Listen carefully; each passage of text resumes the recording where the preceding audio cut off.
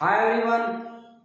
देखिए, इसके पहले जो क्लास चली थी वो क्या था, इंट्रोडक्शन की क्लास थी। अब हम आते हैं ग्रामेटिक का जो मेन एक्सरसाइज है उसको सॉल्व करते हैं। तो देखिए, पहला एक्सरसाइज क्या है कि in the following sentences separate the subject and the predicate. Subject और प्रेडिकेट को आप क्या करिए, छांटिए। तो सबसे पहले जानिए कि सब्जेक्ट क्या होता है। ये मैंने इंट्रोडक्शन की क्लास में मैंने आपको बता दिया कि सब्जेक्ट क्या होता है, सब्जेक्ट कौन कौन बनता है। एक बार फिर से मैं निकाल कर देता हूं, ठीक है ना। देखिए, चैप्टर क्या पढ़ेंगे आप, खूब अच्छे से एक एक पॉइंट, एक एक वर्ड की टर्मिनोलॉजी को जानते रहिएगा। Subject and predicate. तो सब्जेक्ट बनता कौन है, जल्दी जल्दी मैं आपको रिकॉल कर देता हूं। नाउन या तो प्रोनाउन। अब ये जो नाउन होता है वन वर्ड का भी होता है, वन वर्ड का भी होता है और ग्रुप ऑफ वर्ड्स के रूप में भी होता है और क्लाज के रूप में भी होता है। और जब क्लाज बनेगा तो वो नाउन क्लाज कहा जाएगा। क्यों कहा जाएगा कि क्योंकि सब्जेक्ट या तो नाउन बनता है या तो प्रोनाउन होता है। तो जो भी सब्जेक्ट बनेगा वो तो नाउन का कॉन्सेप्ट रहेगा। अगर एक वर्ड रहेगा तो एक वर्ड का होगा, अगर फ्रेज के रूप में रहेगा तो नाउन फ्रेज कहा जाएगा, और अगर क्लाज के रूप में रहेगा तो noun clause as a subject कहा जाएगा। और ध्यान रखिएगा, सब्जेक्ट का प्लेस कहाँ होता है। तो कुछ एक्सेप्शनल कंडीशन को अगर छोड़ दिया जाए तो सब्जेक्ट हमेशा कहाँ होता है, वर्ब के पहले रखा जाता है। जब कंप्लीट इन्वर्जन रूल हम अप्लाई करते हैं तो सब्जेक्ट कहाँ रखा जाता है, वर्ब के बाद रखा जाता है, ठीक है ना। तो अब सब्जेक्ट एक वर्ड का भी होता है, ग्रुप ऑफ वर्ड्स के रूप में भी होता है और क्लास के रूप में भी होता है। एक एक एग्जांपल हम आपको बता देते हैं। जैसे हमने कहा कि he is my friend, वह मेरा मित्र है। तो अब यहाँ क्या है, ये एक सब्जेक्ट था। अब हमने कहा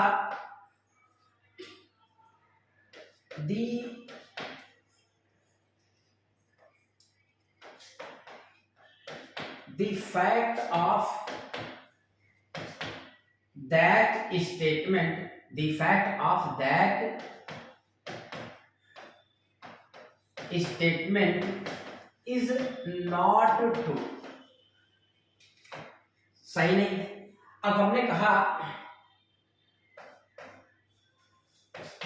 that he has stolen your pen is not true।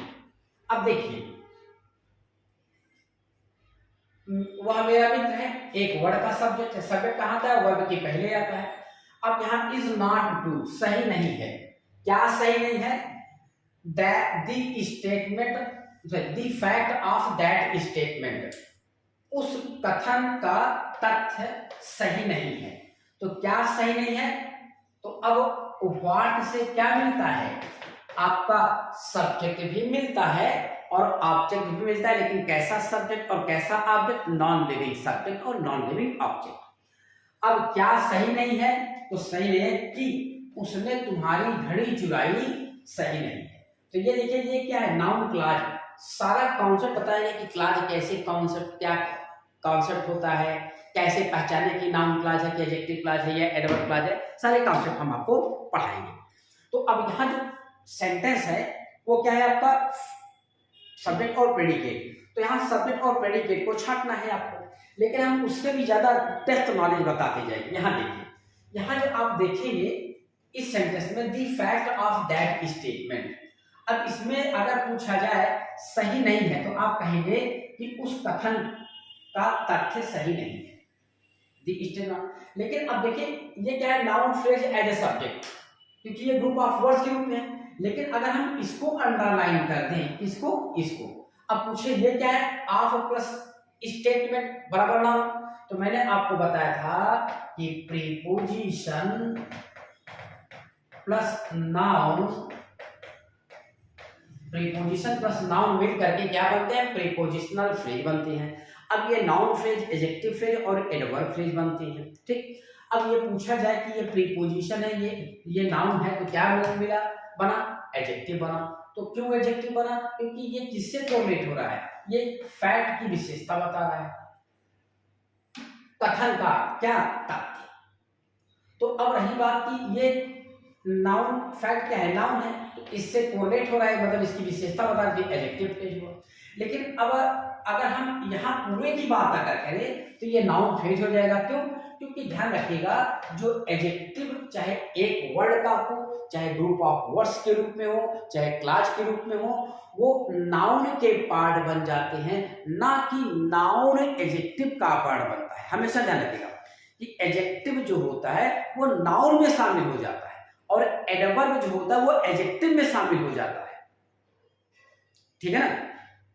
तो अब इसको अगर कहा जाएगा भाई वर्ब का सब्जेक्ट कौन बनता है, नाउन या प्रोनाउन, एडजेक्टिव तो सब्जेक्ट बनेगा नहीं, एडजेक्टिव क्या हो जाएगा, नाउन का पार्ट बन जाएगा, तो इसलिए क्या हो जाएगा, नाउन फ्रेज कहा जाएगा। भाई एक शब्द यहाँ हम इसको अकेले नाउन फ्रेज थोड़ी कहेंगे, ये तो एक वर्ड का नाउन है। अब ये क्या है, एडजेक्टिव फ्रेज है।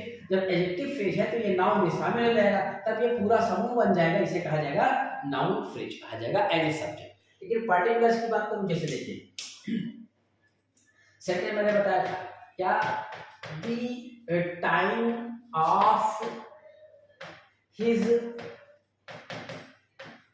Coming is known to me. ठीक, उसके आने का समय मुझे मालूम है। अब देखिए अगर इसको अंडरलाइन करने की बात करेगा, पूछेगा कि ये क्या है, तो आप कहिएगा noun phrase as subject, noun phrase as subject. ठीक, अब एक चीज और ध्यान रखिएगा, जब क्लास को फ्रेज में चेंज करते हैं या फ्रेज को क्लास में चेंज करते हैं, तो एक शर्त ये होती है कि नाउन फ्रेज 100% नाउन क्लास में ही बदलेगा। यहां तक कि नाउन फ्रेज अगर सब्जेक्ट है तो नाउन फ्रेज अगर सब्जेक्ट है तो noun clause as a subject ही बनेगा, क्योंकि नाउन क्लास 6 कॉन्सेप्ट में आते हैं ना, noun clause as subject, noun clause as object, noun clause as a complement, noun clause as preposition object, तो 6 कॉन्सेप्ट है इसके। तो अगर noun clause as a subject, noun phrase as a subject है, नाउन फ्रेज एज सब्जेक्ट है, तो noun clause as subject ही बनेगा। अब देखिए ये क्या है, नाउन फ्रेज, इसको क्लास अगर बनाना चाहें तो इसको लिखिए क्या, व्हेन, अब हिज कमिंग है ना, उसके आने का समय मुझे नहीं मालूम है, तो when he will come is not known to me, ये चीज कर दिया। तो ये noun phrase as a subject है, तो noun clause as a subject बना। ठीक, अब देखिए यही सेंटेंस मैं ऐसे लिख रहा हूं, the time of his coming is not known to me. अब यहां क्या किया, पूरे को अंडरलाइन नहीं कर रहा हूं मैं, ये सिर्फ इतने को कर रहा हूं, ऑफ हिज कमिंग। अब देखिए यहां ऊपर वाले में the time of his coming, ये पूरा का पूरा है नाउन फ्रेज है, तो फ्रेज में भी तो फ्रेज चलता है ना, क्या देखिए ऑफ हिज कमिंग, ऑफ क्या है, प्रीपोजिशन है, ये क्या है, नाउन है, तो बन गया फ्रेज। तो अब ये किसकी विशेषता बता रहा है, उसके आने का क्या समय, समय क्या है, ये नाउन है, तो नाउन की जो विशेषता बताता है या नाउन से संबंधित जो होता है वो क्या होता है, एडजेक्टिव होता है। तो ये क्या है, शब्दों का समूह ये भी है, तो नाउन की विशेषता बताने का क्या बना, ये एडजेक्टिव फ्रेज बना। क्या बना, एडजेक्टिव फ्रेज। तो अब जब एडजेक्टिव फ्रेज बना तो इसको एडजेक्टिव क्लास भी तो करना चाहिए, तो कैसे बनाएंगे, ऐसे, द टाइम। अब टाइम से कोरिलेट कौन करता है, conjunction when, he will come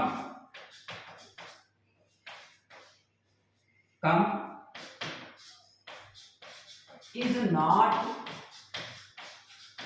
known to me. अब जो मेन प्रिंसिपल क्लास है वो ये है, the time is not known to me, समय मुझे नहीं मालूम है। अब जैसे ऑफ हिज कमिंग ये टाइम की विशेषता बता रहा है, एडजेक्टिव फ्रेज है, उसी प्रकार व्हेन ही विल कम ये क्या बना, यही ऑफ हिज कमिंग को मैंने क्या कर दिया, क्लॉज में चेंज कर दिया, तो ये क्या बन गया, एडजेक्टिव क्लॉज। किसकी विशेषता बताया, टाइम की। ये क्या है आपका ऑफ हिज कमिंग, ये एडजेक्टिव फ्रेज है, किसकी विशेषता बताया, टाइम की। और क्लॉज और फ्रेज के बारे में मैंने फंडामेंटल में बहुत ही डेप्थ बताया है, और क्लॉज 2-3 दिन क्लास में नहीं बताई जा सकती है। मैं क्लॉज को 1.5 महीना पढ़ाया हूँ फंडामेंटल बैच में, एक्सरसाइज सहित। फ्रेज को भी कम से कम 1 महीना पढ़ाया हूँ।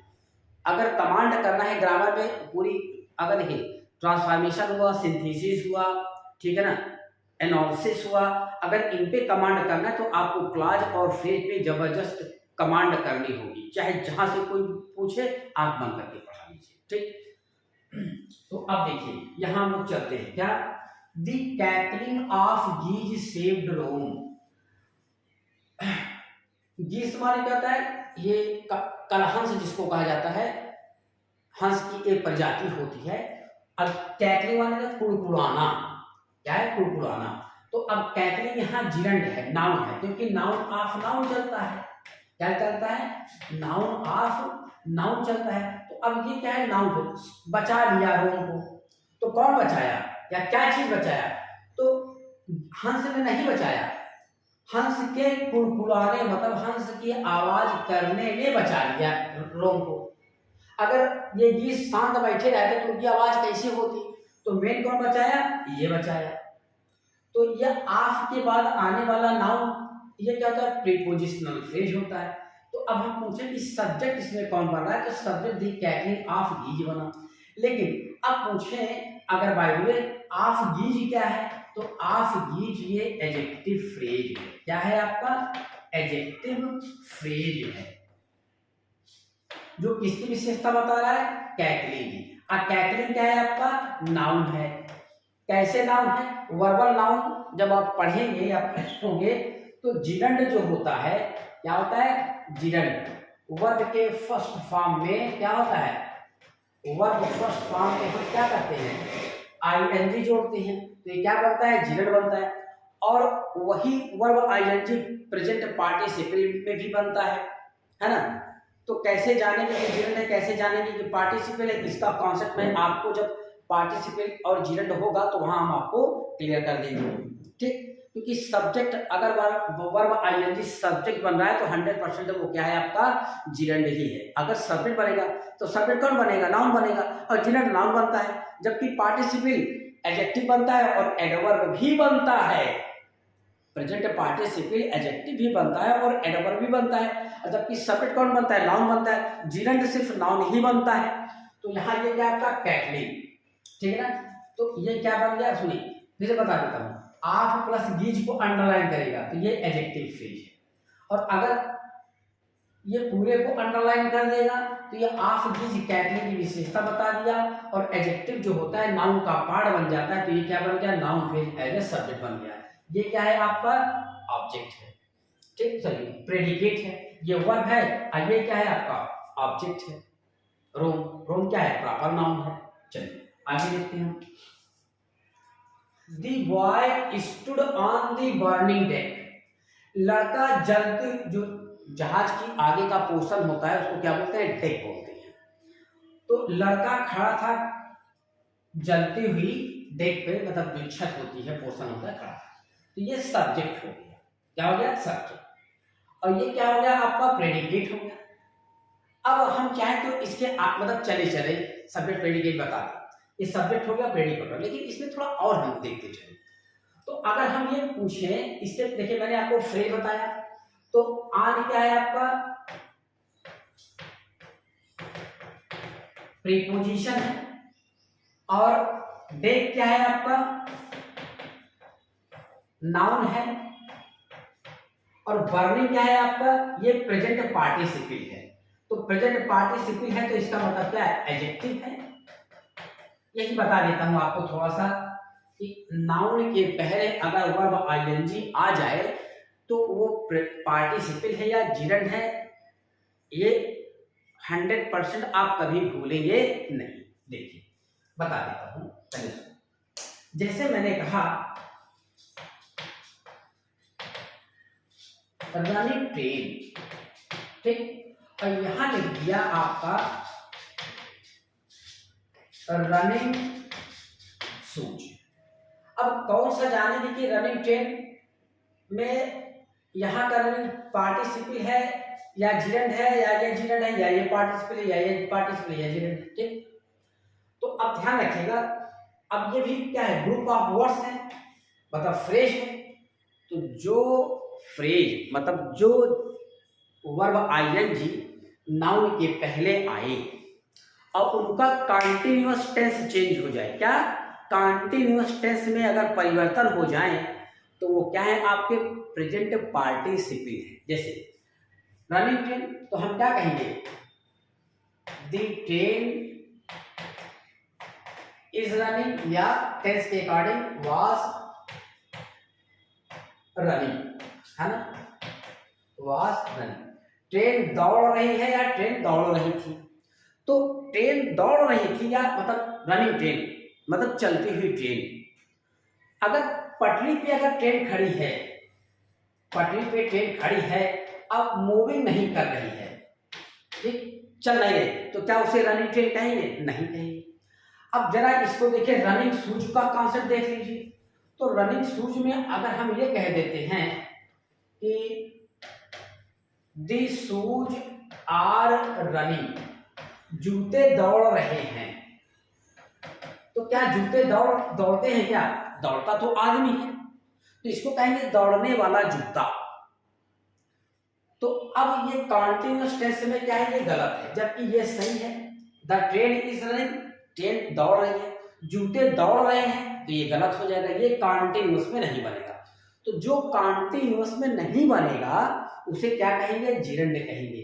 और जो कॉन्टिन्यूअस में चेंज हो जाएगा वो क्या है, आपका प्रेजेंट पार्टिसिपल है, ठीक है ना। अब आप कोई एथेंटिक बुक लीजिएगा और देखिएगा पार्टिसिपल का कॉन्सेप्ट। तो पार्टिसिपल के कॉन्सेप्ट में अगर मैं कह दिया कि ही वॉज प्लेइंग, वह खेल रहा था, तो जितने भी कॉन्टिन्यूअस टेंस हैं उनमें जो वर्ब आईएनजी आता है उसे क्या कहा जाता है, प्रेजेंट पार्टिसिपल कहा जाता है। तो जितने कॉन्टिन्यूअस पढ़ेंगे, ठीक है ना, जो प्रोग्रेसिव फॉर्म होता है, कार्य जारी रहने की बात करता है, उसमें जो आईएनजी फॉर्म आता है उसे क्या बोलते हैं, प्रेजेंट पार्टिसिपल बोलेंगे। और लेकिन ध्यान रखिएगा, वर्ब ये भी तो है ना, वर्ब ये भी है। अगर दोनों को अंडरलाइन करके पूछा तो ये वर्ब फ्रेज है। फ्रेज किसे कहा जाता है, group of words is called phrase. तो ये क्या है, वर्ब फ्रेज, वर्ब ये भी है, वर्ब ये भी है, दोनों को मिला दिया गया, ये वर्ब फ्रेज हुआ। अगर सिर्फ इसको पूछा जाए तो इसको कहिएगा ये प्राइमरी एक्सिलरी वर्ब है या हेल्पिंग वर्ब है, और इसको पूछेगा तो बताइएगा क्या, प्रेजेंट पार्टिसिपल है, ठीक है। तो अब जो कॉन्टिन्यूअस में चेंज हो जाएगा, जैसे कहा दिया जाए डाइनिंग टेबल, तो डाइनिंग टेबल, डाइनिंग मतलब भोजन करना, तो क्या आप इसको बना सकते हैं, दी टेबल इज डाइनिंग, टेबल भोजन कर रहा है या भोजन कर रहा था, सेंटेंस गलत है ना। तो डाइनिंग टेबल में डाइनिंग क्या है, आपका जिरेंड है, तो ये दोनों मिलकर के क्या बनेंगे, कंपाउंड नाउन बनेंगे। जैसे रनिंग शूज है, तो ये क्या है आपका, ये कंपाउंड नाउन है, क्योंकि अगर जूता जो है अगर यहाँ पड़ा हुआ है, ऐसा होता है, ये मानिए जूता है, कोने में पड़ा है, चाहे फट जाए, मैं कूड़े में फेंक दूं, या मेरे पैर में पड़ा है, दौड़ता रहूं चाहे ना दौड़ता रहूं, कोने में पड़ा रहे, तो इसको क्या है, तब भी ये रनिंग शूज ही रहेगा। लेकिन रनिंग ट्रेन तभी कहा जाएगा जब ट्रेन दौड़ती रहेगी, क्रिया अवस्था में रहेगी, प्रोग्रेसिव फॉर्म में रहेगी, काम जारी रहेगा, तभी इसे रनिंग ट्रेन कहा जाएगा। अगर ट्रेन खड़ी है तब इसे रनिंग ट्रेन नहीं कहा जाएगा। लेकिन जूता पहन करके मैं दौड़ता रहूं चाहे ना दौड़ता रहूं, डाइनिंग टेबल पे खाना खाता रहूं चाहे ना खाता रहूं, वो डाइनिंग टेबल है तो है। तो इसका लॉजिक यही है कि अगर नाउन के पहले आने वाला आईएनजी फॉर्म कंटीन्यूअस टेंस में चेंज हो जाए या टेंस में चेंज हो जाए तो वो क्या है आपका, कभी कभी प्रेजेंट इंडेफिनिट बनेगा, पास्ट इंडेफिनिट बनेगा, मतलब किसी न किसी टेंस में बन जाए तो वो क्या है, आपका प्रेजेंट पार्टिसिपल है। अदरवाइज अगर टेंस में चेंज ना हो पाए तो वो क्या है आपका, वो कंपाउंड नाउन एडजेक्टिव है। जैसे इसको कहा जाएगा द शूज आर रनिंग, नहीं कहा जाएगा, इसको कहा जाएगा the shoes for running, the shoes मतलब ब्रैकेट में for running, table for dining, भोजन के लिए, वो पर्पज के कॉन्सेप्ट में आएगा, ठीक है ना, ये ध्यान रखिए। तो अब देखिए यहां जो बना, तो ये क्या है आपका, जलती हुई डेक पर खड़ा था, तो जिस समय खड़ा था उस समय जलने का काम जारी था ना, छत क्या थी, जल रही थी, तो इसको आप कह सकते हैं क्या, the deck was burning, the deck was burning, तो छत क्या थी, जल रही थी। तो मैंने आपको बताया कॉन्टिन्यूअस टेंस में चेंज हो जाए, लड़का खड़ा था छत पर, छत क्या थी, जल रही थी। तो अब ये क्या है आपका प्रेजेंट पार्टिसिपल, ये प्रेजेंट पार्टिसिपल है, इसकी विशेषता बता रहा है। अब देखिए ऑन क्या है, प्रीपोजिशन है, ये क्या है, नाउन है, ये क्या है, एडजेक्टिव है। लेकिन मैंने कहा कि ये क्या बनेगा, फ्रेज बनेगा, क्या बनेगा, फ्रेज। अब ये कैसा फ्रेज बनेगा, तो आप जो वर्ब है, फाइनाइट वर्ब है, जो टेंस के अनुसार वर्ब प्रयोग किया जाता है, भाई वर्ब ये भी तो है ना, कैसा वर्ब है, नॉन फाइनाइट वर्ब है, ये क्या है आपका फाइनाइट वर्ब। तो मेन वर्ब बराबर जो फाइनाइट वर्ब आपका रहेगा उससे क्वेश्चन करिए। तो अब ये बताइए इससे ऐसा कौन सा WH क्वेश्चन वर्ड प्रयोग करेंगे कि आंसर के रूप में क्या मिल जाए, ऑन दी बर्निंग डे। तो देखिए वेयर का क्वेश्चन करेंगे, क्या करेंगे, वेयर। लड़का खड़ा था, कहाँ खड़ा था, तो आपको उत्तर मिलेगा जलती हुई छत पर। लड़का कैसे खड़ा था ये नहीं मिलेगा, कब खड़ा था ये नहीं मिलेगा, सिर्फ किससे मिलेगा, वेयर से मिलेगा। तो वेयर से क्या मिलता है, एडवर्ब ऑफ प्लेस मिलता है, क्या मिलता है, एडवर्ब ऑफ प्लेस, ठीक है ना। तो ये क्या है आपका, ये एडवर्ब ऑफ प्लेस बना। तो इस तरह से डेप्थ नॉलेज अगर आप गेन करना चाहते हैं, अच्छा फंडामेंटल का भी लेक्चर अपलोड है, उसको अगर आप लोग अगर परचेज करना चाहते हैं तो उसका भी देखिए प्राइस लिखा है। देखिए तुगल चैन was a man of might. तो अब देखिए ये क्या है आपका, ये सब्जेक्ट हो गया, ये आपका प्रॉपर नाउन है। अब ये क्या है आपका, was a man of might, predicate हो गया। अब देखा जाए तो इतना तो मालूम हो गया कि was a man of might क्या बन गया, प्रेडिकेट हो गया। अब ये बताओ कि ए मैन ऑफ माइट ये भी तो फ्रेज है ना, नाउन ऑफ नाउन, ये बन गया क्या, फ्रेज बन गया। तो अब ये क्या है आपका बी फॉर्म। बी फॉर्म का कॉन्सेप्ट क्या होता है, बी फॉर्म कौन होता है, इज, एम, आर। अब इसका सेकेंड फॉर्म क्या होता है, वाज या वर। थर्ड फॉर्म क्या होता है, बीइंग। ओके, तो अब वाज के बाद मतलब बराबर बी फॉर्म के बाद ध्यान रखिएगा सेंटेंस कभी मतलब पूर्ण नहीं होता है जब तक कि इसके बाद कोई एक वर्ड, ग्रुप ऑफ वर्ड्स या क्लास ना आ जाए। मतलब इसके बाद जो भी वर्ड आएगा वो कॉम्प्लीमेंट कहा जाएगा। जैसे अगर मैं कह दूं कि आई वेंट, मैं गया, ठीक, सेंटेंस ये कंप्लीट है, सब्जेक्ट है, वर्ब है। अब यहां कह दिया कि आई एम, सब्जेक्ट है और ये वर्ब है, तो क्या ये सेंटेंस कंप्लीट है, नहीं है।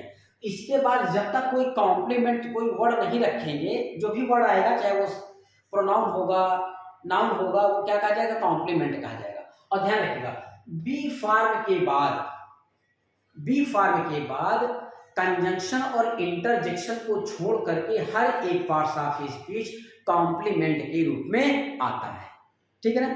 मतलब बी फॉर्म के बाद क्या नहीं आएगा, कंजंक्शन और इंटरजेक्शन नहीं आएगा, बाकी हर एक पार्ट्स ऑफ स्पीच आ सकता है, ठीक है ना, चाहे अपवाद रूप में ही आए लेकिन आता है। जैसे आई एम अ स्टूडेंट, तो अब स्टूडेंट क्या है आपका, नाउन है, तो मैं हूं।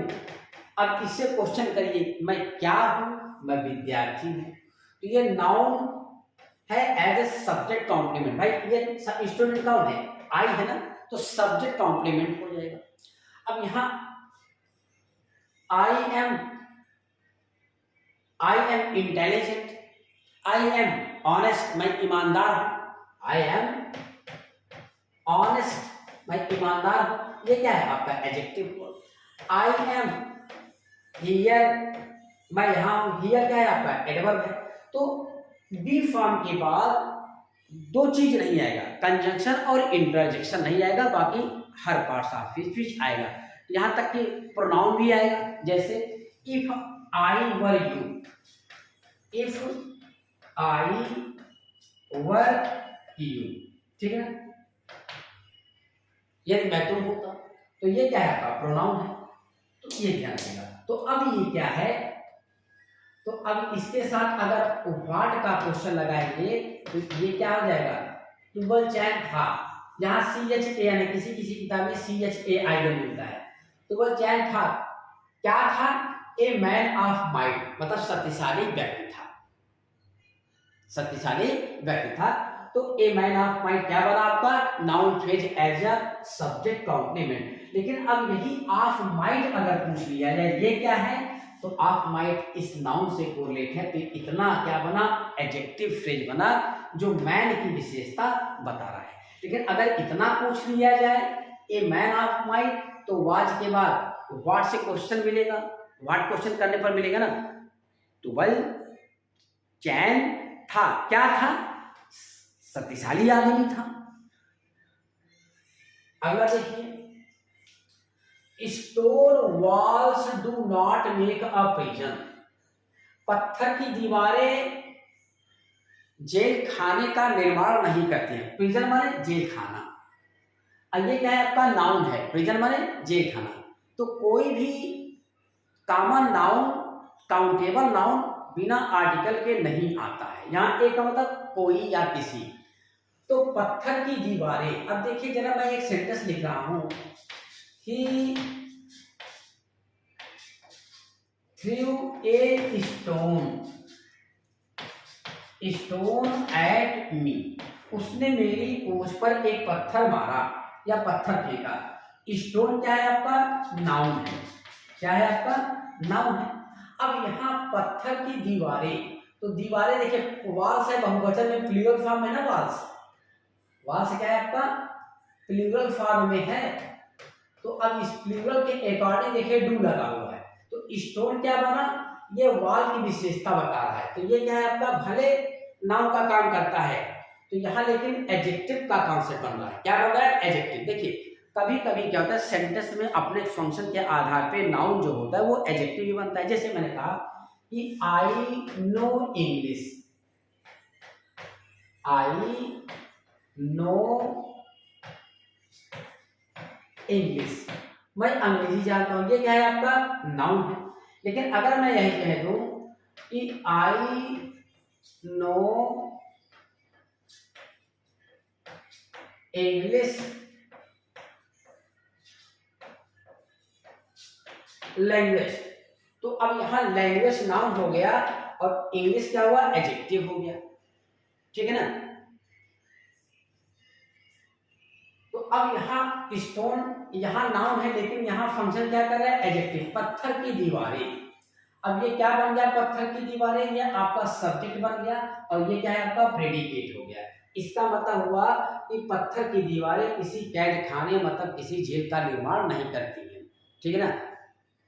कि पत्थर दीवारें, उसमें किसी कैदी का होना जरूरी है, मतलब उसका इसेंस मतलब ये है, शाब्दिक का देखेंगे, इसका मतलब ये हुआ कोई थे सैनिक थे, उनको बंद कर दिया गया था, तो उन्होंने अपने विचार किए थे कि किसी व्यक्ति को सशरीर कैद किया जा सकता है, उसकी आत्मा, उसकी सोच या उसके विचार को कैद नहीं किया जा सकता है, ठीक है ना। तो ये मतलब हुआ। आगे देखते हैं हम लोग, the singing of the birds delight us. अब देखिए ये क्या है आपका, the singing of the birds, ये सब्जेक्ट हो गया, ये क्या है आपका प्रेडिकेट हो गया। अब कैसे जानेंगे, अब बर्ड्स देखिए क्या है आपका प्लूरल नाउन है, क्या है आपका प्लूरल नाउन है। तो अगर ये सब्जेक्ट बना होता बर्ड्स, तब तो यहाँ डिलाइट होना चाहिए, क्योंकि बर्ड्स क्या है प्लूरल फॉर्म में है, और जबकि डिलाइट्स जो वर्ब है ये क्या है आपका सिंगुलर है, तो सिंगुलर सब्जेक्ट के साथ सिंगुलर वर्ब का प्रयोग होता है, तो वर्ब क्या है सिंगुलर है। तो अब देखिए मैंने आपको क्या बताया कि नाउन प्रीपोजिशन प्लस नाउन, तो ध्यान रखिएगा प्रीपोजिशन के बाद जो नाउन आता है वो ऑब्जेक्ट में गिना जाता है। क्या कहा जाता है? प्रीपोजिशनल ऑब्जेक्ट कहा जाता है। और ऑब्जेक्ट के अनुसार कभी भी वर्ब का प्रयोग नहीं किया जाता है। ठीक है ना? तो अब ये नाउन मेन सब्जेक्ट है। तो singing of the birds, birds हमें आनंद नहीं देती है, बल्कि पक्षियों के गीत हमें आनंद देते हैं। तो हमें आनंद क्या देता है? तो पक्षियों का गीत। तो अब ये पूरा का पूरा क्या हो गया? ये noun phrase as a subject हो गया। कौन? The singing of the birds. फिर से मैं पूछता हूं, अगर सिर्फ इतने को अंडरलाइन करता, ऑफ द बर्ड्स, पक्षियों का, तो ये किससे कोरिलेट हो रहा है? सिंगिंग। सिंगिंग क्या है आपका? नाउन है बराबर सब्जेक्ट है। सब्जेक्ट कौन बनता है? या तो नाउन या प्रोनाउन। और नाउन कौन? ये क्या है आपका? जिरंड है, क्योंकि जिरंड क्या बनता है आपका? वो नाउन बनता है। पार्टिसिपल कभी भी आपका सब्जेक्ट नहीं बनता है, प्रेजेंट पार्टिसिपल। ठीक है ना? तो ये समझ में आ गया। ये क्या है आपका? प्रेडिकेट है। बाकी सब क्या है आपके? ये noun phrase as a subject है। अगर सिर्फ इतने को अंडरलाइन करेगा आप, ये एडजेक्टिव फ्रेज है। ठीक है ना? आगे है, mister Kitty was rude at the table one day. अब ये क्या है आपका? सब्जेक्ट है। मिस किटी ये प्रॉपर नाउन है। अब was rude at the table one day, एक दिन, पूरा मतलब मिस किटी एक दिन खाने की मेज पर नाराज हो गई। तो अब कैसे जाने? ये क्या है आपका? एडजेक्टिव है। ये क्या रखेगा? मिस किटी सब्जेक्ट है, बाकी सब प्रेडिकेट है। अब इसकी बात करें कि इसको भी हम एनालिसिस करते हैं, तो ये क्या है आपका? वर्ब हुआ। ये क्या है आपका? नाराज हो गई। अब हम पूछें कि एट प्रीपोजिशन और द टेबल, ये नाउन बना, ये तो दी आर्टिकल है, टेबल क्या है? नाउन है। अब इसकी मैं बात करूं तो ये कैसा फ्रेज है? तो नाराज हो गई, ऐसा कौन सा WH क्वेश्चन वर्ड यूज करेंगे कि आपको मेज पर मिल जाए? तो कब नाराज हुई, कैसे नाराज हुई, क्यों नाराज हुई? तो आप कहेंगे कहां नाराज हुई। ठीक है ना? वेयर का क्वेश्चन लगाएंगे तो आप खाने की मेज पर या मेज पर नाराज हुई। कब नाराज हुई? एक दिन। वन डे क्या है आपका? ये एडवर्ब ऑफ टाइम है। और एट द टेबल क्या है आपका? जैसे he is standing at the gate, he is standing at the gate. तो एट क्या है? प्रीपोजिशन है। गेट क्या है आपका? नाउन है। वह खड़ा है, वह खड़ा है। कहां खड़ा है? गेट पर, दरवाजे पर। तो वेयर से क्वेश्चन प्राप्त कर रहे हैं ना, स्टैंडिंग हटा दे, बस इतना कर दे। He is at the gate, वह दरवाजे पर है। वह कहां है? तो कहां से क्वेश्चन लगा रहे हैं ना, कहां है? तो दरवाजे पर है। तो ये क्या है आपका? एडवर्ब ऑफ प्लेस है। तो मिस किटी एक दिन खाने की मेज पर नाराज हो गई। तो कहां नाराज हुई? वो खाने की मेज पर। तो ये क्या है आपका? एडवर्ब ऑफ प्लेस है। ठीक है ना? इतना तो जान गए। अगला क्या है? he has a good memory, उसके पास एक अच्छी स्मृति है, एक अच्छी याददाश्त है। ठीक है? तो अब हैज क्या है आपका? वर्ब है। हैज के बाद जैसे बी फॉर्म के बाद जो वर्ड आता है वो कॉम्प्लीमेंट होता है, वैसे हैज के बाद भी जो वर्ड या ग्रुप ऑफ वर्ड्स होगा वो क्या होगा आपका? कॉम्प्लीमेंट कहा जाएगा। अब उसके पास है ना? तो अब ये फ्रेज सब्जेक्ट क्या है आपका? ही सब्जेक्ट हो गया, ये पूरा का पूरा प्रेडिकेट हो गया। ही सब्जेक्ट हो गया, पूरा का पूरा प्रेडिकेट हो गया। लेकिन अगर हम इसको पूछ लें कि ए गुड मेमोरी ये कैसा फ्रेज है? नाउन फ्रेज है, एडजेक्टिव फ्रेज है या एडवर्ब फ्रेज है? तो ये क्या है आपका? नाउन फ्रेज है। कैसे जानेंगे? तो आप उसके पास है, ऐसा कौन सा WH क्वेश्चन वर्ड लगाएंगे कि आपको मिल जाए क्या? एक अच्छी स्मृति। तो व्हाट, उसके पास है, उसके पास क्या है? तो क्या कहेंगे? एक अच्छी याददाश्त। तो एक चीज ध्यान रखिएगा, आपको याद दिला दूं, हु से क्या मिलेगा? सब्जेक्ट मिलता है। ये इंट्रोगेटिव प्रोनाउन होता है एज ए सब्जेक्ट। whom से क्या मिलता है, ऑब्जेक्ट मिलता है।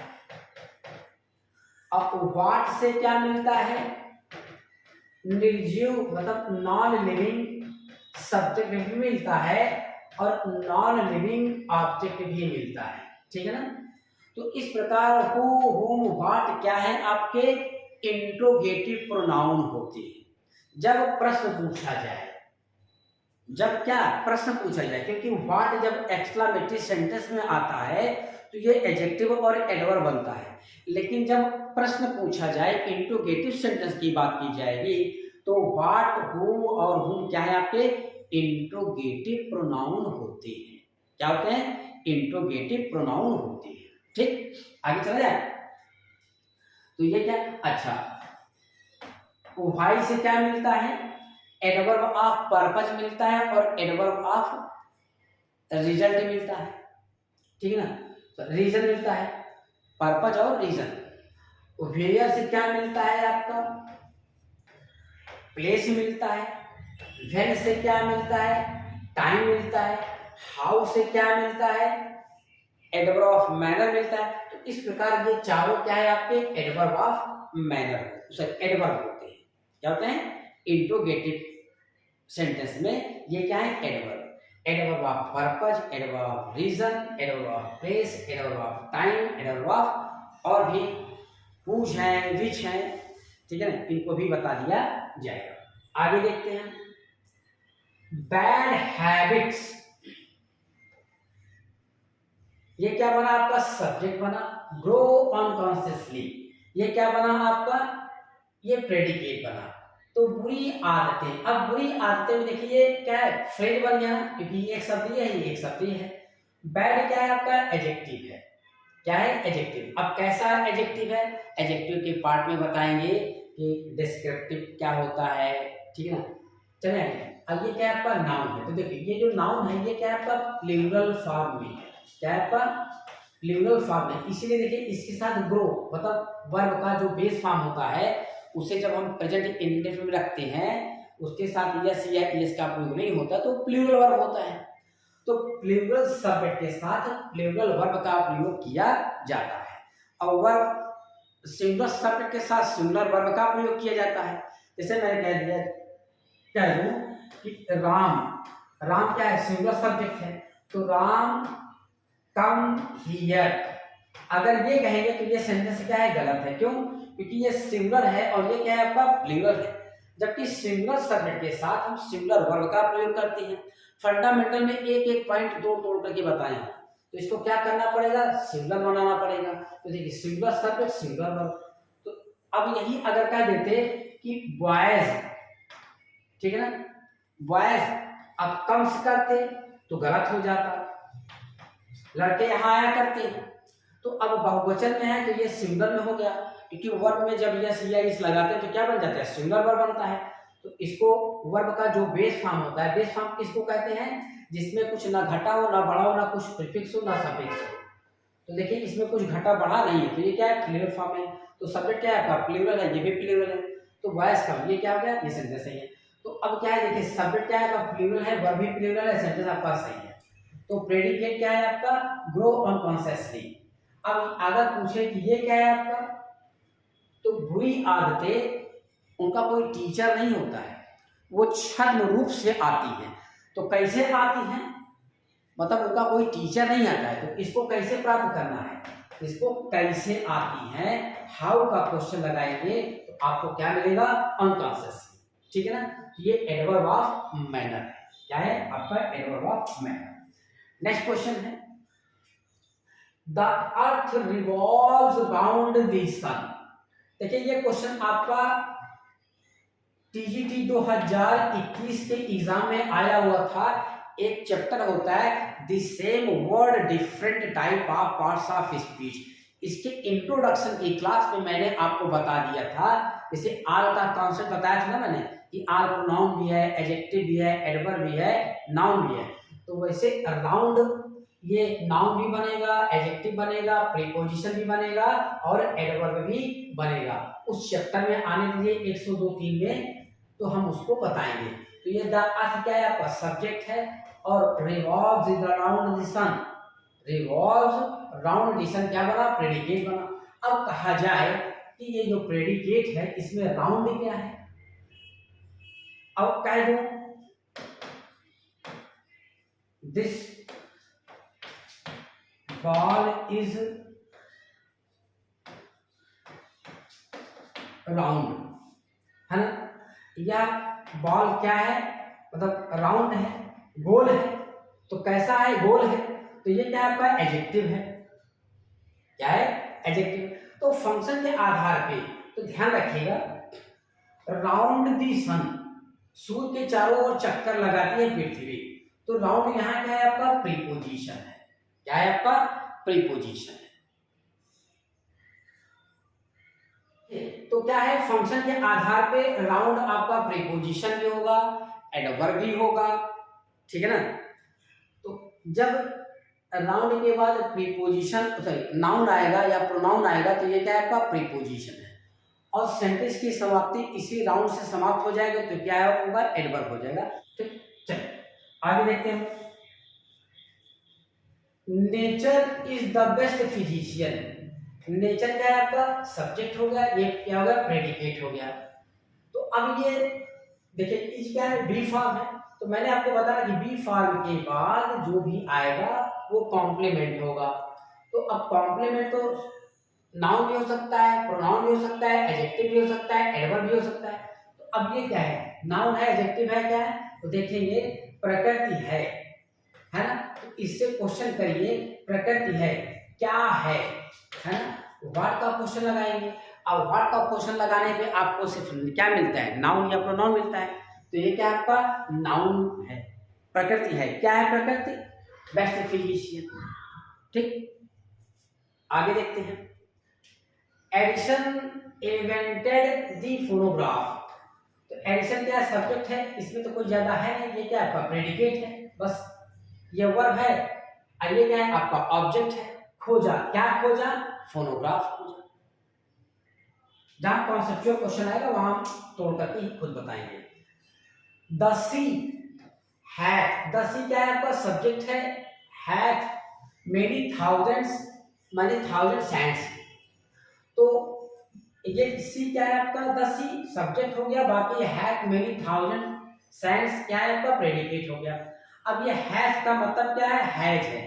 जैसे पहले डच होता था ना, तो इसको बाद में क्या कर दिया डच, तो जो टी एच होता है ना ये सिंगुलर का रूप होता है। तो हैथ बराबर क्या करके ये हैज है, मतलब समुद्र के पास क्या हजारों हजार मतलब कण होते हैं, बालू के कण होते हैं, ठीक है ना।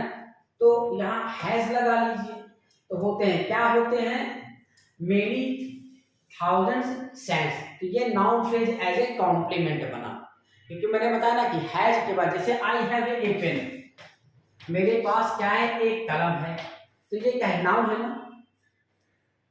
तो the she had many thousand Sands, तो नाउन फ्रेज हुआ एज ए कॉम्प्लीमेंट हुआ, क्योंकि बी फॉर्म के बाद हैव के बाद जो भी फ्रेज आएगा वो क्या कहा जाएगा कॉम्प्लीमेंट, और कॉम्प्लीमेंट अकेले नाउन फ्रेज नहीं होता है, एडजेक्टिव फ्रेज होता है, एडवर्ब फ्रेज भी हो सकता है।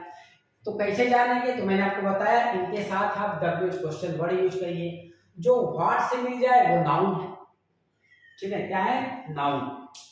नेक्स्ट क्वेश्चन देखिए, we can not pump the ocean dry, तो वी क्या है आपका सब्जेक्ट है, ये क्या है आपका प्रेडिकेट है। यहाँ एक क्वेश्चन पूछेंगे हम, देखिए कैन क्या है आपका मॉडल वर्ब है, एक चीज और ध्यान रखिएगा, कैन और नॉट को कभी भी अलग मत लिखिएगा, ये हमेशा चाहे कॉन्ट्रैक्शन फॉर्म में लिख दीजिए और चाहे साथ रखिए, तो दोनों सही है, लेकिन अलग अलग लिखेंगे तो गलत हो जाएगा।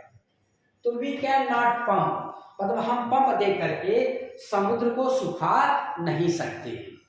तो we can not pump, pump क्या है आपका, जितने भी मॉडल वर्ब होते हैं उनके बाद क्या आता है बेयर इन्फिनिटिव आता है, जिसे आप लोग क्या कहते हैं वर्ब की फर्स्ट फॉर्म। तो जितने भी मॉडल वर्ब हैं, कोई एथेंटिक किताब उठा के देखिएगा, क्या मतलब आप इन्फिनिटिव का चैप्टर उठाइएगा, बेयर इन्फिनिटिव, तो बेयर इन्फिनिटिव में लिखा हुआ है कि जितने मॉडल वर्ब, अच्छा वर्ब को जब हम डिवाइड करते हैं, एक लेक्सिकल वर्ब होता है, क्या होता है, देखो हर एक चीज हर स्थान पर नहीं बताई जा सकती है, लेकिन थोड़ा सा बता दे रहा हूँ। लेक्सिकल वर्ब ये 17 मतलब 22 से 23 प्रकार की बताई गई है। अब फिर एक आता है एक्सिलरी वर्ब, क्या होता है, एक्सिलरी वर्ब। अब एक्सिलरी वर्ब को हम 3 पार्ट में डिवाइड करते हैं, इसमें 3 पार्ट में, एक होता है आपका model axillary verb, model axillary verb, दूसरा होता है primary axillary verb, primary axillary verb, और एक होता है मार्जिनल एक्सिलरी वर्ब। तो मार्जिनल एक्सिलरी वर्ब में नीड, डेयर और यूज आता है। मॉडल वर्ब ही पढ़ाएंगे हम, आएगा चैप्टर। तो जो मॉडल एक्सिलरी वर्ब है इसमें 10 होती है, can, could, may, might, will, shall, ये सारे आते हैं। नीड, डेयर और यूज किस में आता है, मार्जिनल में आता है। प्राइमरी में क्या आता है, बी फॉर्म, हैव फॉर्म और डू फॉर्म, जिसे हेल्पिंग वर्ब भी कहते हैं। तो ये जो आपका मॉडल एक्सिलरी वर्ब होता है उनमें कैन भी आता है, कुड, मे, माइट, विल, शैल, इनकी संख्या कितनी होती है, 10 होती है। एक को छोड़ करके, वो एक कौन है, आर्ट है, OUGST। तो इसके साथ क्या आता है, फुल इन्फिनिटिव, मतलब वर्ब रखा जाएगा, तो उसे कैसे रखा जाएगा, टू प्लस वर्ब की फर्स्ट फॉर्म। बाकी सब क्या चलते हैं, बेयर इन्फिनिटिव विदाउट टू। तो अब ये क्या है आपका बेयर इन्फिनिटिव है। तो we can not pump the ocean dry, मतलब हम पंप दे करके ओशन समुद्र को सुखा नहीं सकते। तो ये जो ड्राई है ना, ड्राई, ये ओशन नाउन की विशेषता बता रहा है, मतलब सुखा नहीं सकते, ये एडजेक्टिव है। क्या है, एडजेक्टिव, ये वर्ब नहीं है, क्या है आपका एडजेक्टिव है। इसे आप वर्ब मत मानिएगा, ये क्या है आपका एडजेक्टिव है, ओशन की विशेषता बता रहा है। तो ओशन क्या है आपका, इस पंप का ऑब्जेक्ट है, इसको क्या कहा जाएगा, ऑब्जेक्ट कॉम्प्लीमेंट। ऑब्जेक्ट कॉम्प्लीमेंट किसे कहते हैं, जिसे जो ऑब्जेक्ट से संबंधित हो वो ऑब्जेक्ट कॉम्प्लीमेंट कहा जाता है। जैसे कहा दिया जाए, मैंने उसे रुलाया, तो आई मेड हिम क्राई। तो अब बताइए, तो रुलाया कौन, आई ने, रोया कौन, ये हिम रोया। भाई इस काम को कौन किया, हिम ने किया ना। और मेड क्या है आपका, ये हिम जो है मेड का ऑब्जेक्ट है, और इस काम को कौन किया, हिम ने किया, तो इसे क्या कहा जाएगा, ऑब्जेक्ट कॉम्प्लीमेंट कहा दिया जाए, कहा जाएगा। जैसे he made me, he made me sad. तो अब दुखी कौन हुआ, ये मी ऑब्जेक्ट ना, तो इसे क्या कहा जाएगा, ऑब्जेक्ट कॉम्प्लीमेंट कहा जाएगा। आगे देखिए, borrowed garments never fit well। तो borrowed, देखिए ये जो वर्ब की थर्ड फॉर्म है, इस नाउन की विशेषता बता रहा है। तो जब वर्ब की थर्ड फॉर्म किसी नाउन की विशेषता बताए या अकेले है, तो ध्यान रखिएगा, उसे कहते हैं पास्ट पार्टिसिपल। और ये जो पास्ट पार्टिसिपल होता है ना, ये हमेशा पैसिव का कॉन्सेप्ट रखता है।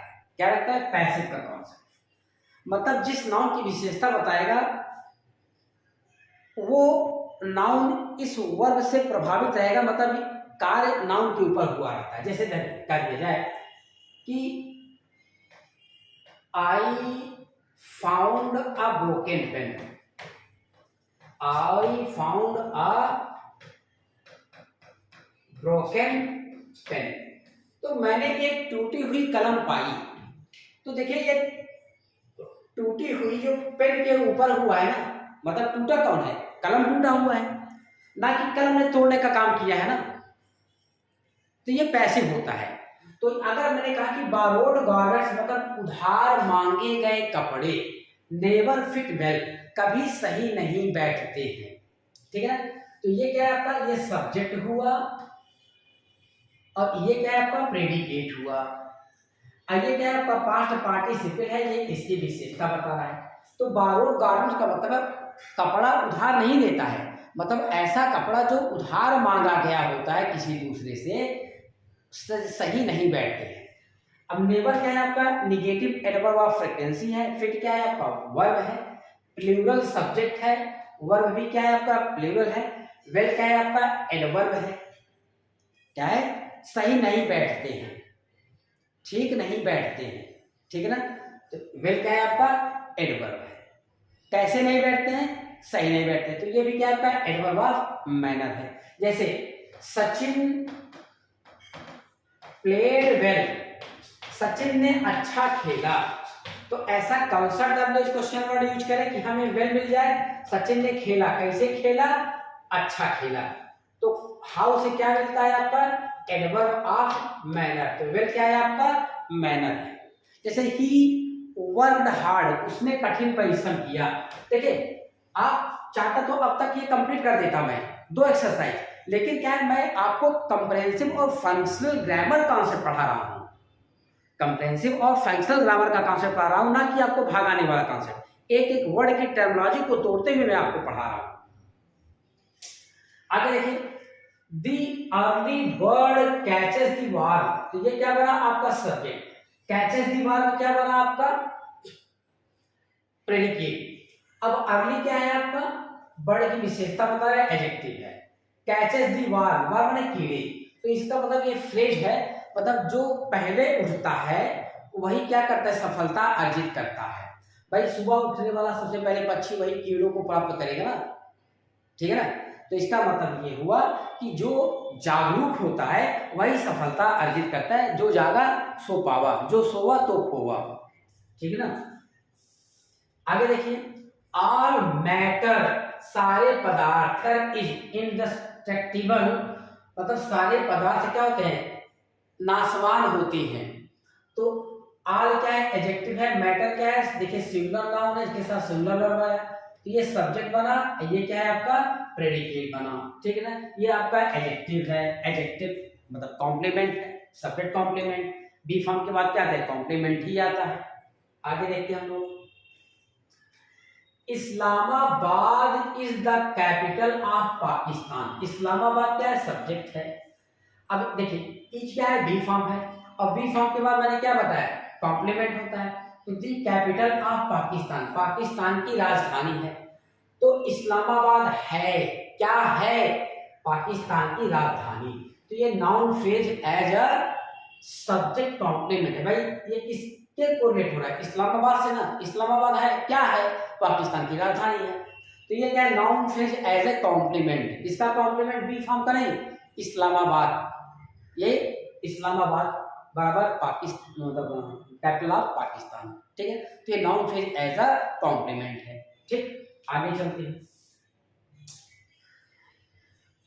We should profit by experience, subject हो गया प्रेडिकेट हो गया, ये मॉडल वर्ब है, मैंने कहा can could may might will shall, ये जो मॉडल एक्सिलरी वर्ब होते हैं इनकी संख्या 10 होती है, इनमें से 9 के साथ बेयर इंफिनिटिव आता है, 8 के साथ फुल इंफिनिटिव।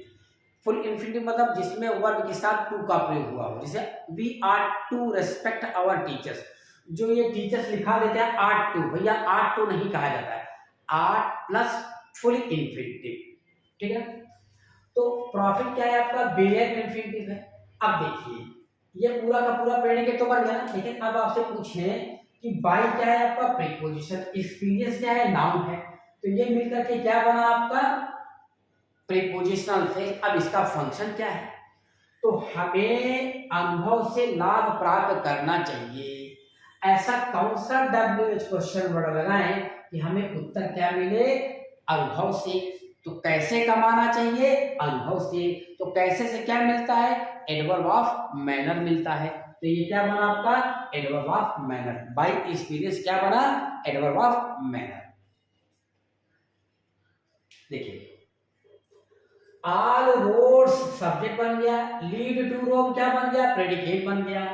अब ऑल क्या है एडजेक्टिव है, सारी सड़कें रोम को जाती हैं। अब देखो यहां जब ये प्रेडिकेट बना तो ये वर्ब बना, अब यहाँ टू क्या है आपका ये प्रीपोजिशन। देखिए जब किसी स्थान से जुड़ते हैं तो प्रीपोजिशन क्या लेता है टू लेता है। अब रोम क्या है आपका, प्रॉपर नाउन है, तो ये प्रीपोजिशन के बाद देखिए ये रोम क्या बना, नाउन बना, नाउन आया, तो ये क्या बन गया, प्रीपोजिशनल फ्रेज बन गया। अब प्रीपोजिशनल फ्रेज बना तो पक्का है कि फंक्शन के आधार पे नाउन फ्रेज, एडजेक्टिव फ्रेज या एडवर्ब फ्रेज बनेगा। तो अब ये क्या बना, तो डब्ल्यू क्वेश्चन वर्ड से ही पता लगेगा। सारी सड़कें जाती हैं, कैसे जाती हैं, क्यों जाती हैं, कब जाती हैं, क्या जाती हैं, तो कहाँ जाती हैं, कहाँ जाती हैं, वेयर से मिलेगा। अब वेयर से क्या मिलता है, एडवर्ब ऑफ प्लेस, तो ये टू रोम क्या बना आपका, एडवर्ब ऑफ प्लेस। जैसे मैंने कहा कि ही वेंट, अब इलाहाबाद तो कहेंगे नहीं, है ना, क्योंकि अकेला नाउन कभी भी एडवर्ब नहीं बनेगा। तो अब वेंट के बाद क्या आएगा, एडवर्ब ऑफ प्लेस आएगा। तो अब एडवर्ब ऑफ प्लेस की बात करेंगे तो प्रीपोजिशन लगाएंगे, तो ही वेंट टू इलाहाबाद। अब इलाहाबाद क्या है, प्रॉपर नाउन है, टू क्या है, प्रीपोजिशन है, तो प्रीपोजिशन प्लस नाउन मिलकर के क्या बना। अब इसके साथ क्वेश्चन लगाइए, वह गया, कहाँ गया, इलाहाबाद गया, तो ये क्या बना, एडवर्ब ऑफ फ्रेज बना, और जो कि क्या है आपका, एडवर्ब ऑफ प्लेस बनेगा। फ्रेज में कौन सा फ्रेज, एडवर्ब ऑफ प्लेस बना, ठीक, एडवर्ब है, कैसा एडवर्ब है, एडवर्ब ऑफ प्लेस है, ये prepositional phrase adverb of place बना। चलिए आगे, अगला है a guilty conscious needs no excuse, तो ये क्या बना आपका, सब्जेक्ट बना, नीड्स नो एक्सक्यूज, मतलब एक जो गलत समझ होती है, गलत विचार होता है, उसे जरूरत किसी एक्सक्यूज की जरूरत नहीं होती है। तो ये क्या आपका प्रेडिकेट हो गया। अब गिल्टी की बात कर दिया जाए तो किसकी विशेषता बता रहा है, ये नाउन की विशेषता बता रहा है, तो गिल्टी क्या है आपका, एडजेक्टिव है। नीड्स क्या है आपका, यहाँ ये वर्ब है। एक्सक्यूज नो क्या है, एडजेक्टिव है, एक्सक्यूज क्या है आपका, नाउन है, ठीक है ना। तो नीड के बाद भी जो नाउन आता है उसे भी हम लोग क्या बोलते हैं, कॉम्प्लीमेंट ही बोलते हैं, ठीक है ना। तो ये क्या आपका नाउन है। चलिए अगला है द ब्यूटीफुल रेनबो, सुंदर इंद्रधनुष, सून फेडेड अवे, तो ये क्या बना, सब्जेक्ट बना। ब्यूटीफुल किसकी विशेषता बताया, रेनबो की, रेनबो क्या है आपका, नाउन है। तो सुंदर इंद्रधनुष जल्दी ही गायब हो गया, फेड माने क्या है, मतलब मुरझा जाना, धुंधला हो जाना, अभी माने तो इसका मतलब है जल्दी ही गायब हो गया, दूर चला गया। तो अब रही बात, ये सब्जेक्ट हो गया, ये क्या हो गया, सून फेडेड अवे, प्रेडिकेट हो गया। अब यहां मैं पूछ लूं कि ये अवे क्या बन रहा है, ये तो वर्ब है, अवे क्या है आपका, एडवर्ब ऑफ प्लेस हो गया, मतलब जल्दी ही दूर चला गया या जल्दी ही गायब हो गया, तो ये क्या आपका एडवर्ब ऑफ प्लेस हो गया, ठीक है ना। तो सब्जेक्ट क्या हुआ आपका, ब्यूटीफुल रेनबो, और सून फेडेड अवे क्या है आपका, प्रेडिकेट है। आगे क्या है, no man can serve two masters, ये नो मैन क्या बना, सब्जेक्ट बना, ये कैन सर्व टू मास्टर्स क्या है आपका, प्रेडिकेट बना। अब नो मैन, नो क्या है आपका, एडजेक्टिव है, मैन माने क्या, आदमी, नाउन है, नाउन की जो विशेषता बताएगा वो क्या है आपका, एडजेक्टिव है, तो नो एडजेक्टिव है, मैन की विशेषता बता रहा है। अब यही नो फंक्शन के आधार पे अब सेंटेंस ऐसा कोई आ जाए, ये नाउन भी बन जाएगा, एडजेक्टिव बन जाएगा, एडवर्ब बनेगा, ठीक है ना। तो जब हम एक्सरसाइज नंबर 102 बताएंगे तो उसमें ये फंक्शन सारे आएंगे, ठीक है। तो अब ये क्या बना आपका, प्रेडिकेट बन गया, ये मॉडल वर्ब है, ये बिलियन इंफिनिटिव है। तो क्या है कि कोई भी आदमी दो मालिकों की सेवा नहीं कर सकता है, कोई भी एक आदमी दो मालिकों की सेवा नहीं कर सकता है, ठीक है ना। अर्थात हर आदमी, सोचिए कोई एक आदमी चाहिए इस सभी की इच्छाओं को पूरी कर सके, तो ऐसा संभव नहीं होता है, ठीक है ना। बाकी इन सब में कहीं भी कोई आपको प्रॉब्लम होगी, हमको ये पॉइंट समझ में नहीं आया, तो आप मुझसे एक बार नहीं 1000 बार पूछ सकते हैं, ठीक है ना। नेक्स्ट क्वेश्चन क्या है, आ सिक रूम, ये क्या बना आपका, सब्जेक्ट बना, शुड बी वेल एयर। अब यहां थोड़ा सा हम लोग टाइम लेंगे, एक बीमार आदमी का कमरा, अच्छा हवादार होना चाहिए। तो ए सिक रूम, रूम क्या है आपका? नाउन है। सिक क्या है आपका? एडजेक्टिव है। रूम की विशेषता बता रहा है, मतलब एक बीमार आदमी वाला कमरा। तो रूम क्या है? नॉन लिविंग है। इस रूम को कैसा होना चाहिए? बीमार आदमी कमरा होना चाहिए। कैसे? Should be well aired. अब अभी मैंने आपको बताया कि जो एयर्ड बराबर वर्ब की थर्ड फॉर्म है, ये क्या है आपका? वर्ब की थर्ड फॉर्म बराबर पास्ट पार्टिसिपल। अब पास्ट पार्टिसिपल जो होता है वो क्या होता है? एडजेक्टिव कहा जाता है। और एडजेक्टिव किसकी विशेषता बताता है? नाउन या प्रोनाउन की। तो ये किसकी विशेषता बताया? ये रूम की।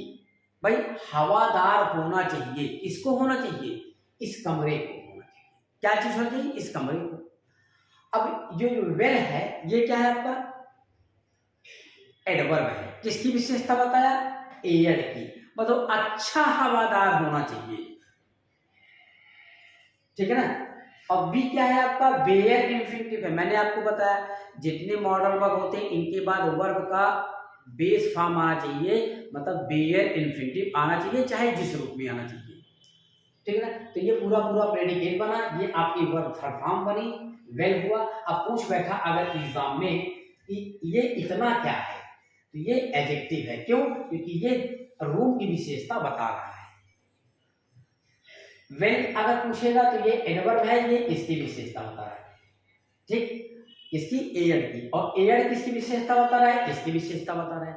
और दोनों को अगर पूछ बैठा तो एडजेक्टिव फ्रेज है जो रूम की विशेषता बता रहा है। क्यों?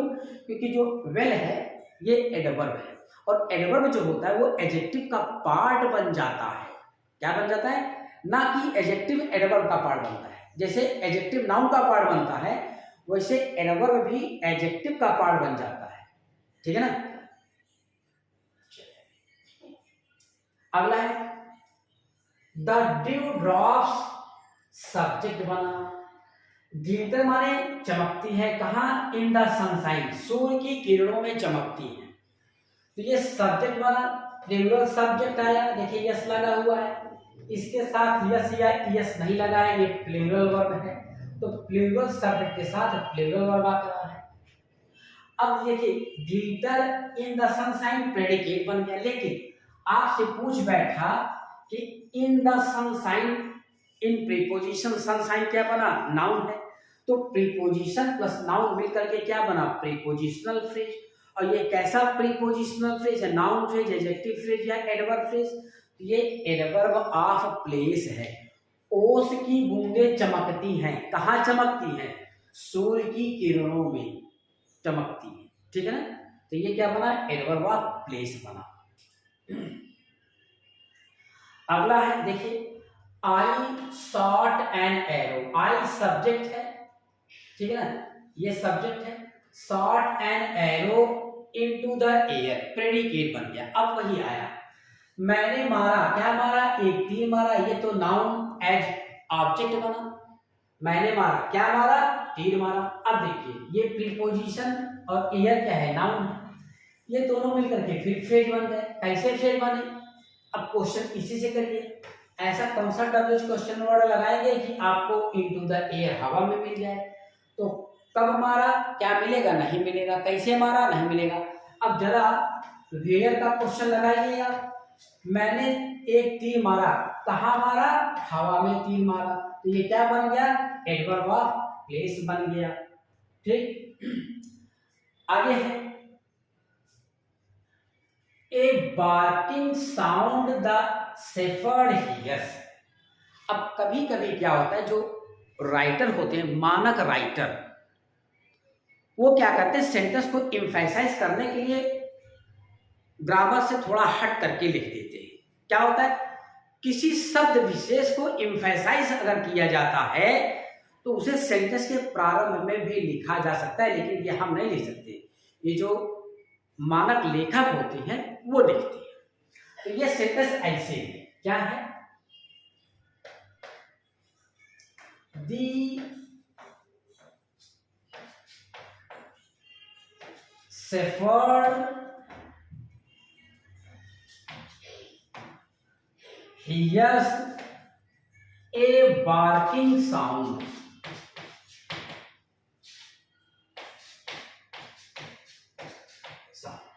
गणरिया, अब ध्यान रखिए ग्रामर का जब एक नियम पढ़ेंगे प्रेजेंट इंडेफिनिट, तो उसमें एक नियम यह है कि जब हम भूतकाल की घटनाओं को अक्षरशः वर्णन करते हैं तो उसे हम प्रेजेंट इंडेफिनिट में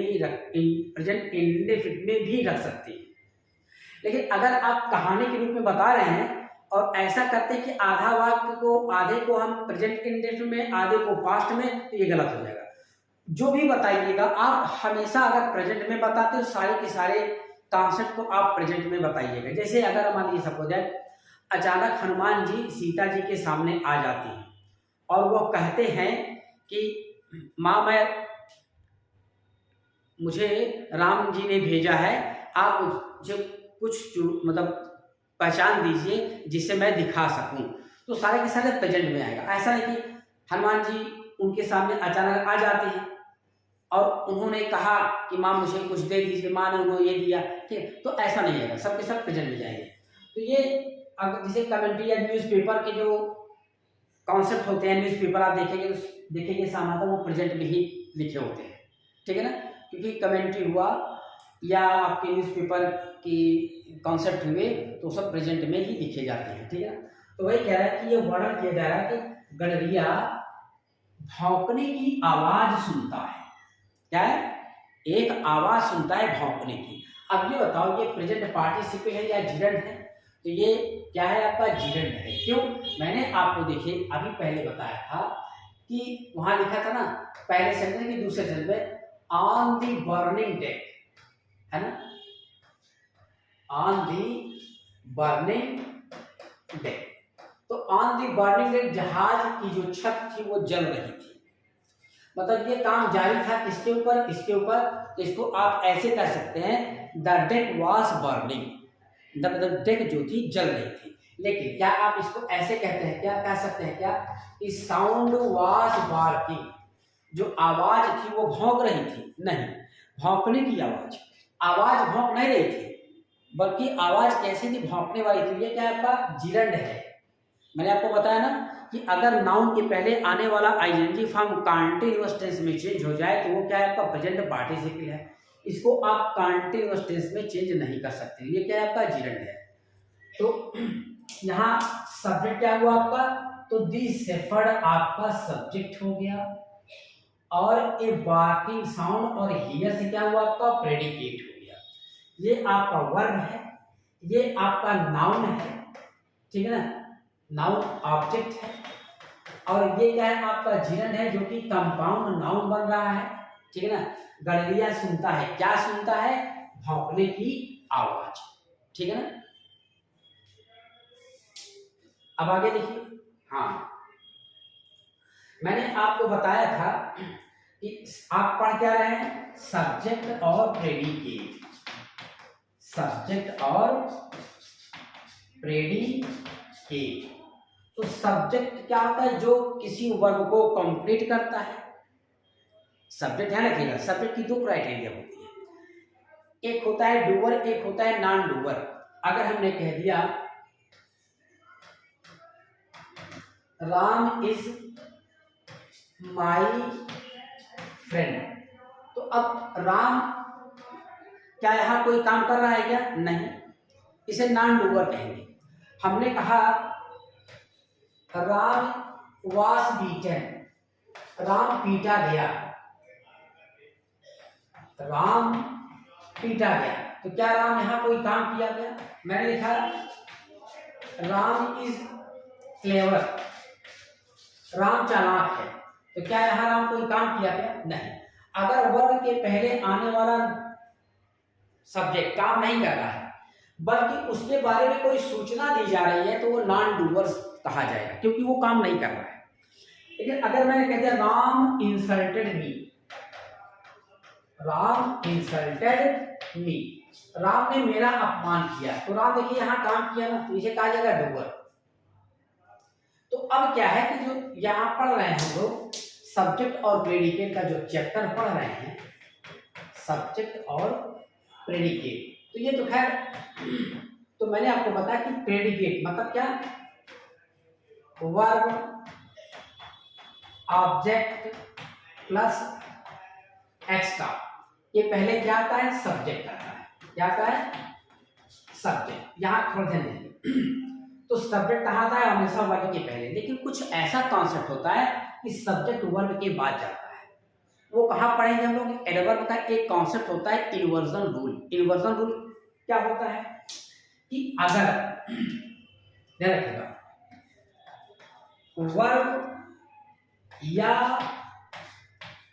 वर्ब का कोई भी पार्ट, वर्ब या वर्ब का कोई भी पार्ट यदि सब्जेक्ट के पहले रख दिया जाता है, वर्ब या वर्ब का कोई भी पार्ट कहां आ जाए, सब्जेक्ट के पहले, तो क्या होता है, उसे इन्वर्जन रूल कहते हैं। क्या कहते हैं, इन्वर्जन। इन्वर्जन मतलब होता है उल्टा। भाई आप क्या पढ़ते हैं, सब्जेक्ट, जो सेंटेंस का सामान्य नियम होता है, सब्जेक्ट होता है, वर्ब होता है। अब वर्ब सब्जेक्ट के पहले चला जाए तो उल्टा हो जाएगा ना। तो जो इन्वर्जन होता है वो दो तरीके का होता है। एक होता है क्या, हेल्पिंग वर्ब सब्जेक्ट के पहले आता है। एक में क्या होता है, कंप्लीट इन्वर्जन, जब अगर सब्जेक्ट के पहले सिर्फ हेल्पिंग वर्ब आ जाए। जैसे कहा दिया जाए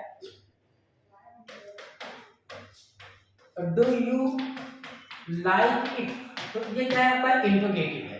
तो देखिए हेल्पिंग वर्ब सब्जेक्ट के पहले आया ना, एक तो इंट्रोगेटिव में हेल्पिंग वर्ब आया, और जैसे देखिए यहां बिना इंट्रोगेटिव के आएगा, only yesterday did I help him, full stop, full stop, full stop. लेकिन यहां डिड क्या है, सब्जेक्ट के पहले आया, इंट्रोगेटिव नहीं है। यहां इन्वर्जन रूल अप्लाई हुआ है, केवल कल मैंने उसकी मदद की। तो सारा कॉन्सेप्ट पढ़ाऊंगा तो ये इन्वर्जन रूल है। यहाँ हेल्पिंग वर्ब, अगर सब्जेक्ट के पहले सिर्फ हेल्पिंग वर्ब आएगा तो उसे पार्शियल मतलब आंशिक उल्टा नियम कहते हैं, मतलब पार्शियल इन्वर्जन रूल कहते हैं। लेकिन कुछ ऐसा कॉन्सेप्ट होता है कि कंप्लीट वर्ब ही सब्जेक्ट के पहले रख दिया जाता है। जैसे outside the room are the boys playing, outside the room are playing the boys. तो आर प्लेइंग कहां आया, सब्जेक्ट के पहले, आर भी आ गया, प्लेइंग भी आ गया सब्जेक्ट के पहले, तो इसे कहा जाएगा कंप्लीट इन्वर्जन कहा जाएगा। तो उसी प्रकार देखिए on the top of the hill, on क्या है आपका, प्रीपोजिशन। इसको पहले हम ऐसे लिख देते हैं, ए hermit lives on the top of the hill। एक संत रहता है, कहां रहता है, पहाड़ की चोटी पर। तो ये आन क्या है आपका, प्रीपोजिशन है, और आन के बाद ये क्या है आपके, नाउन ऑफ नाउन है, तो ये भी फ्रेज वर्ड है। तो इनको प्राप्त करने के लिए हम कौन सा डब्ल्यूएच क्वेश्चन वर्ड यूज करेंगे, संत रहता है, कहां रहता है, पहाड़ की चोटी पर, पहाड़ी की चोटी पर रहता है। किससे मिला, वेयर से मिला। तो ग्रामर का नियम ये कहता है कि अगर सेंटेंस की शुरुआत एडवर्ब ऑफ प्लेस से होती है, किससे होती है, एडवर्ब ऑफ प्लेस से, तो ये क्या है आपका, एडवर्ब ऑफ प्लेस है। तो हम क्या करते हैं, कंप्लीट इन्वर्जन रूल लागू करते हैं, मतलब सब्जेक्ट के पहले वर्ब का प्रयोग कर देते हैं। अगर मान लीजिए ऐसा कोई कॉन्सेप्ट होता, on the top of the hill are living these students, इस पहाड़ की चोटी पर विद्यार्थी रह रहे हैं, तो वर्ब आईएनजी और उसका हेल्पिंग वर्ब भी सब्जेक्ट के पहले रख दिया जाता है। तो इसे क्या कहते हैं, कंप्लीट इन्वर्जन रूल कहते हैं। तो इसमें सब्जेक्ट क्या हुआ आपका, ए हर्मिट सब्जेक्ट हुआ, और ये क्या है आपका, प्रेडिकेट हो गया। वर्ब क्या है, लिव्स है, और on the top of the हिल क्या है, एडवर्ब ऑफ प्लेस है। और एडवर्ब ऑफ प्लेस से वाक्य की शुरुआत होती है तो कंप्लीट इन्वर्जन रूल हम अप्लाई करते हैं। ठीक है ना। अब हम लोग क्या करेंगे, एक्सरसाइज नंबर 2 देखेंगे।